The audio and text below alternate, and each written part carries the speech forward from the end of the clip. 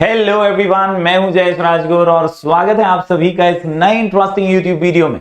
दोस्तों, हम पढ़ रहे हैं क्लास 12 का इकोनॉमिक्स न्यू सिलेबस और ये है chapter number 3B elasticity of demand का पहला वीडियो। दोस्तों, अभी तक हमने चैप्टर नंबर 3A के सारे वीडियोस देखे हैं और हमने इन वीडियोस के अंदर डिमांड क्या है जाना। हमने सिंपल सा सरल सा मंत्र भी देख लिया, प्राइस नीचे डिमांड ऊपर, प्राइस ऊपर तो डिमांड नीचे। सिंपल सा मंत्र हमने सीखा पहले चैप्टर में यानी 3A के अंदर कि यार डिमांड जब ज्यादा है तो समझ जाओ कि सस्ता मिल रहा है। कॉमन कंज्यूमर बिहेवियर है कि सस्ता है तो ज्यादा डिमांड है और महंगा है तो कम डिमांड है।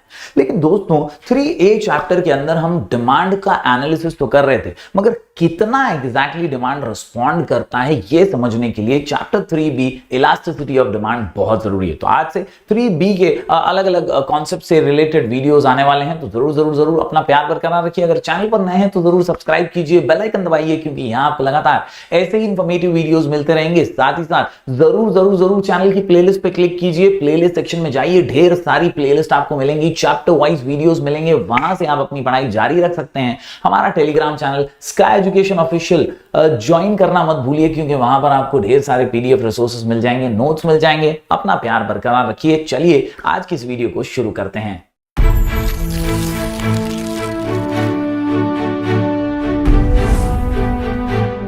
तो दोस्तों, सबसे पहले समझ लेते हैं कॉन्सेप्ट ऑफ इलास्टिसिटी। एग्जैक्टली ये इलास्टिसिटी होता क्या है, ये हम इस स्लाइड पर समझने वाले हैं। दोस्तों, इलास्टिसिटी का शॉर्ट में अगर मैं मतलब समझाऊं तो ये है रिस्पॉन्सिवनेस यानी रिएक्शन।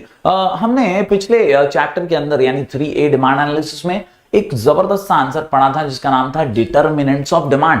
डिटरमिनेंट्स ऑफ डिमांड ये आंसर हमें समझाता है कि कौन से ऐसे फैक्टर्स हैं जिनकी वजह से डिमांड पे असर पड़ता है। दोस्तों, हमने शॉर्ट कोड के जरिए आंसर पढ़ा था। आंसर का नाम था पिंस ईट लॉट। अगर आपने वो वीडियो नहीं देखा तो जरूर देखिएगा। इस आंसर में हमने जाना था कि यार प्राइस नीचे तो डिमांड ऊपर, इनकम ज्यादा तो डिमांड ज्यादा, नेचर ऑफ द कमोडिटी पे भी डिपेंड करता है कि डिमांड कैसा रहेगा। यानी डिमांड एक ऐसा वेरिएबल है जो कई अलग अलग फैक्टर्स पे डिपेंड करता है और वो रिएक्ट करता है, रिस्पॉन्ड भी करता है। अगर प्राइस बढ़ गया तो डिमांड कम हो जाती है, अगर इनकम है, बहुत पैसा है जेब में, तो डिमांड बढ़ जाती है। इस प्रकार से अलग अलग फैक्टर्स हमेशा से ही डिमांड पे असर डालते हैं। इलास्टिसिटी यानी यही डिमांड का रिस्पॉन्स है कि यार प्राइस के बदलने से डिमांड कितना रिस्पॉन्स करता है, इनकम के बदलने से डिमांड कितना रिस्पॉन्ड करता है। ये जो डिमांड का रिस्पॉन्स है ना, इसी को इलास्टिसिटी बोलते हैं। चलिए पढ़ लेते हैं कि एग्जैक्टली टेक्स्ट बुक क्या कहना चाहती है। दोस्तों, टेक्स्ट बुक बड़े ही सरल शब्दों में कहती है, elasticity indicates responsiveness of one variable to the change in other variable. यानी फॉर एग्जांपल एक वेरिएबल है हमारा डिमांड और दूसरा वेरिएबल है हमारा प्राइस। तो भाई एक वेरिएबल का दूसरे वेरिएबल के बदलने से क्या रिस्पॉन्स आता है ना, उसी को इकोनॉमिक्स की भाषा में इलास्टिसिटी कहते हैं। दोस्तों, याद रखिए, elasticity of demand refers to the degree of responsiveness of quantity demanded to a change in its price. Simple शब्दों में इलास्टिसिटी ऑफ डिमांड का मतलब क्या है? इलास्टिसिटी ऑफ डिमांड का मतलब है चेंज इन डिमांड यानी response in demand due to the change in price और एनी अदर फैक्टर, यानी इनकम, टेस्ट, हैबिट, ऐसे अलग अलग फैक्टर्स हैं जिसका असर डिमांड पर देखा जाता है। तो कौन से फैक्टर की वजह से डिमांड पे कितना असर आया, उसी को हम रिस्पॉन्सिवनेस कहते हैं, उसी को हम इलास्टिसिटी ऑफ डिमांड कहते हैं। दोस्तों, नीचे अल्फ्रेड मार्शल बाबा हमें कहते हैं कि भाई elasticity of demand can be great और small according to the amount demanded. यानी आप कितना डिमांड कर रहे हैं ना, उस पे निर्भर करता है कि इलास्टिसिटी ग्रेट होगी या स्मॉल होगी, यानी ज्यादा रिस्पॉन्स होगा या स्मॉल यानी कम रिस्पॉन्स होगा। याद रखिए, अगर आप भाव प्राइस यानी जो है वो वस्तु का कम है तो डिमांड जो है वो राइज करेगा मच और little for given fall in price, यानी डिमांड ज्यादा राइज हो जाएगा या तो थोड़ा सा कम राइज होगा on a given fall in price, यानी प्राइस नीचे है तो डिमांड तो ऊपर होगा, तो वो कितना ऊपर होगा वो इलास्टिसिटी में आपको समझने वाला है। सिमिलरली वाइस वर्सा भी हो सकता है, quantity demand will fall much और लिटिल, थोड़ा सा कम होगा या तो बहुत ज्यादा कम हो जाएगा to a given rise in price. यही जो फॉल है डिमांड का या जो राइज है डिमांड का, इसी को रिएक्शन कहते हैं, रिस्पॉन्सिवनेस कहते हैं और इकोनॉमिक्स की भाषा में इसको इलास्टिसिटी ऑफ डिमांड कहते हैं। दोस्तों, it is clear from the about definition that elasticity of demand is a technical term which describes what, describes responsiveness. तो बंटा बच्ची को माय बेडू, आपको समझ में आ गया होगा कि इलास्टिसिटी म्हणजे रिस्पॉन्सिवनेस, इलास्टिसिटी म्हणजे रिस्पॉन्सिवनेस, इलास्टिसिटी म्हणजे वाघाचे पंजे। समझ में आया क्या बंटा? Yes, quantity demanded to fall or rise in its price. In other words, it is the ratio of percentage change in quantity demanded of a commodity to percentage change in price. यानी for example अगर मैं कहूं 50% price के कम होने से 50% demand बढ़ गया, तो ये जो 50% डिमांड में चेंज आया, it is proportionate to the 50% change in its price. ये जो प्रोपोर्शनेट यानी परसेंटेज चेंज में आता है ना, इसी को इलास्टिसिटी का नाम दिया गया। उम्मीद करता हूं पहली स्लाइड से आपको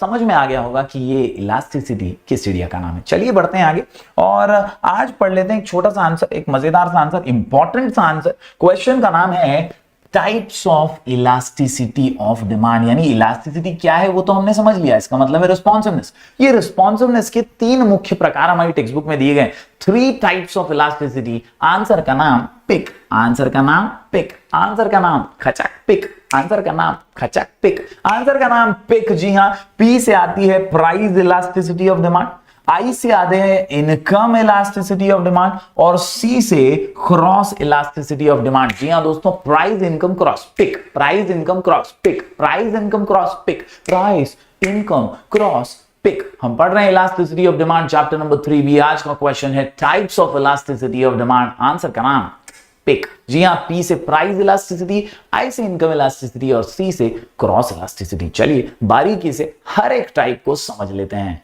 तो दोस्तों सबसे पहले बात करते हैं प्राइस इलास्टिसिटी की। जी हां, पिक के अंदर पी से प्राइस इलास्टिसिटी ऑफ डिमांड, और यहां मैं आपको बता दूं व्हेन बिकॉज ऑफ प्रोपोर्शनेट यानी ratio of proportionate change in price there is a change in quantity demand, proportionate change in quantity demand, it is called as price elasticity। म्हणजे बहुत simple सा अर्थ है, जब प्राइस के बदलने से डिमांड में प्रोपोर्शनेट बदलाव आए तो उसे प्राइस इलास्टिसिटी ऑफ डिमांड कहते हैं, क्योंकि वो प्राइस के वजह से आया है। Simple. Yes, according to professor Marshall, price elasticity of demand is the ratio of proportionate change in quantity of demanded of a commodity to a given proportionate change in its price. यानी price में बदलाव आया तो demand में बदलाव आया, इसको बोलते हैं प्राइस इलास्टिसिटी ऑफ डिमांड। उम्मीद करता हूं आसान सा पहला टाइप आप समझ गए होंगे। यहां पे एक बहुत ही सिंपल सा फॉर्मूला बेस्ड सिंबॉलिकल एक हमें इक्वेशन दिया गया है, और इसको अगर आप ध्यान से देखें तो ईडी यानी elasticity of demand is equal to percentage change in quantity demanded upon percentage change in price. मतलब इलास्टिसिटी कितना है वो कैसे पता चलेगा, चेंज रिस्पांस कितना है डिमांड का वो कैसे पता चलेगा। तो रिस्पांस डिमांड का आपको पता लगाना है, तो फॉर्मूला बड़ा ही सिंपल सा है, चेंज क्वांटिटी डिमांड का डिवाइडेड बाय चेंज प्राइस का। फॉर एग्जांपल, अगर भैया पहले प्राइस था 10 रुपया, प्राइस पहले कितना था 10 रुपया, ये 10 रुपए पे ना 5 केजी डिमांड था, 10 रुपए पे 5 किलो, 10 रुपए पे 5 किलो, 10 रुपए पे 5 किलो। अब क्या हो गया दोस्तों, अब प्राइस जो है ना वो हो गया 5 रुपया। प्राइस कितना हो गया 5 रुपया होगा, प्राइस कितना हो गया 5 रुपया हो गया। 5 रुपए प्राइस पे डिमांड हो गया 10 किलो। कितना हो गया 10 किलो, 5 रुपए पे 10 किलो। अब देखिए प्राइस में भी चेंज आया है, डिमांड में भी चेंज आया है, आपको वही चेंज तो फॉर्मूला में डालना है। बड़ा ही सिंपल काम है। फॉर्मूला क्या बोल रहा है, percentage change in quantity demanded upon percentage change in price.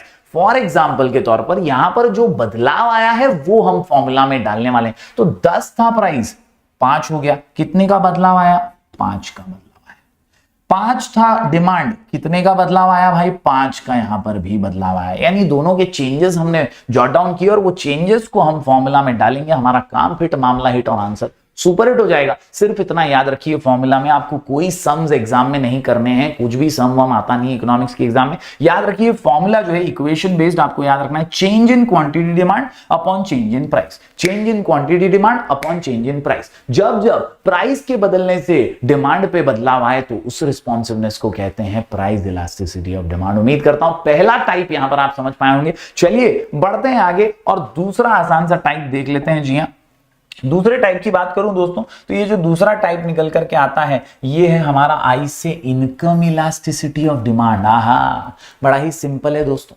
Price की वजह से तो प्राइस इलास्टिसिटी, इनकम के वजह से तो इनकम इलास्टिसिटी, इनकम के वजह से तो इनकम इलास्टिसिटी। जी हाँ दोस्तों, it refers to the degree of responsiveness of change in quantity demanded to a change in income, to a change in income, to a change in income. मतलब जेब में पैसा है तो डिमांड तो करेंगे ना भाई। चेंज होती है अगर इनकम, तो आपकी डिमांड में जो प्रोपोर्शनल चेंज आता है उसे कहते हैं इनकम इलास्टिसिटी ऑफ डिमांड। जी हाँ, अदर फैक्टर्स आर अनचेंज्ड, यहां पर प्राइस वाइज सब सेम ही है। इसका इक्वेशन आप देखें तो बहुत ही सिंपल सा है। आप देखिए ई वाई, वाई यानी इनकम होता है इकोनॉमिक टर्म्स में, यहां पर ई वाई मतलब इलास्टिसिटी ऑफ इनकम। तो income elasticity is equal to percentage change in quantity demand, same उधर भी वही था फर्स्ट वाले फॉर्मूला में, और यहां पर सिर्फ इनकम आ गया है प्राइस की जगह पर, बाकी फॉर्मूला पूरा सेम है। आपको क्या करना है, percentage change in quantity demanded upon percentage change in income. जितना डिमांड में बदलाव आया डिवाइडेड बाय जितना आपके इनकम में बदलाव आया। पहले मेरी 15,000 पगार थी, अब मेरी 20,000 पगार हो गई, तो भाई ये जो पगार में 5,000 का डिफरेंस आया ना, वो यहां पर लिखेंगे अपन चेंज इन इनकम में। समझे क्या भाई? तो बहुत सिंपल है, जब प्राइस के अंदर चेंज आता है और उसके वजह से डिमांड में फर्क पड़ता है तो वो है प्राइस इलास्टिसिटी, और जब इनकम में चेंज आता है उसकी वजह से डिमांड में फर्क पड़ता है तो उसे कहते हैं इनकम इलास्टिसिटी ऑफ डिमांड। उम्मीद करता हूं दोनों ही आसान से टाइप आप समझ गए होंगे। चलिए बढ़ते हैं तीसरे टाइप की ओर। हम पढ़ रहे हैं टाइप्स ऑफ इलास्टिसिटी। आंसर का नाम है पिक। पिक में पी से प्राइस, आई से इनकम, और अगला टाइप है सी से क्रॉस इलास्टिसिटी। सॉरी, सी से है क्रॉस इलास्टिसिटी, सी से है क्रॉस इलास्टिसिटी। बात करते हैं क्रॉस की, तो याद रखिए दोस्तों, जब एक प्रोडक्ट के प्राइस की वजह से, जब एक प्रोडक्ट के प्राइस की वजह से, जब एक प्रोडक्ट के प्राइस की वजह से दूसरे प्रोडक्ट का डिमांड चेंज हो गया, आइला दूसरे प्रोडक्ट का डिमांड चेंज हो गया, आइला दूसरे प्रोडक्ट का डिमांड चेंज हो गया, तो उसे कहते हैं क्रॉस इलास्टिसिटी, उसे कहते हैं क्रॉस इलास्टिसिटी। जी हां दोस्तों, फिर से एक बार दोहरा दूं, it refers to a change in quantity demanded of one commodity due to a change in price of other commodity. एक का भाव बदला, दूसरे का डिमांड बदला, एक का भाव बदला, दूसरे का डिमांड बदला। ये अक्सर सब्स्टिट्यूट और कॉम्प्लीमेंट्री गुड्स में देखा जाता है कि यार चाय महंगी हो गई तो लोगों ने कॉफी डिमांड करना शुरू कर दिया, तो यहां एक के प्राइस का असर दूसरे के डिमांड पे पड़ता है। इसी को कहते हैं क्रॉस इलास्टिसिटी ऑफ डिमांड। बड़ा ही सिंपल है, ज्यादातर किसमें आता है, कॉम्प्लीमेंट्री गुड्स और सब्स्टिट्यूट गुड्स में। इसका फॉर्मूला देख लेते हैं, ई सी म्हणजे क्रॉस इलास्टिसिटी, और यहां पर ऊपर सेम है change in quantity demand of A, और नीचे change in price of B, यानी प्राइस बी का बदला तो ए की डिमांड बदल गई भाई। A is original commodity and B is other commodity. तो सब्स्टिट्यूट अगर सस्ते में मिल रहा है तो बोलेंगे भाई बाबा रामदेव का पतंजलि ले लो, दंत कांति से दांत घस लेंगे, कोलगेट बहुत महंगा हो गया भाई। तो दोस्तों यहां पर जब भी किसी एक के प्राइस की वजह से दूसरे की डिमांड पे असर पड़े तो उसे क्रॉस इलास्टिसिटी कहते हैं। उम्मीद करता हूं दोस्तों तीनों के तीनों टाइप्स आज के इस वीडियो में आपको समझ में आ गए होंगे। हमने आज पढ़ लिया है इलास्टिसिटी का कॉन्सेप्ट और साथ ही साथ types of elasticity of demand. Answer का नाम पिक, पी बोले तो प्राइस इलास्टिसिटी, आई बोले तो इनकम इलास्टिसिटी, और सी बोले तो क्रॉस इलास्टिसिटी। उम्मीद करता हूं आपको आज का वीडियो पसंद आया होगा। जरूर जरूर जरूर ज्यादा से ज्यादा स्टूडेंट्स तक पहुंचाइए, लाइक कीजिए, शेयर कीजिए। हम ऐसे ही वीडियोस आपके लिए लगातार लेकर आते रहेंगे। मिलेंगे फिर एक बार कुछ और नई वीडियोस के साथ, तब तक के लिए do like, share and subscribe.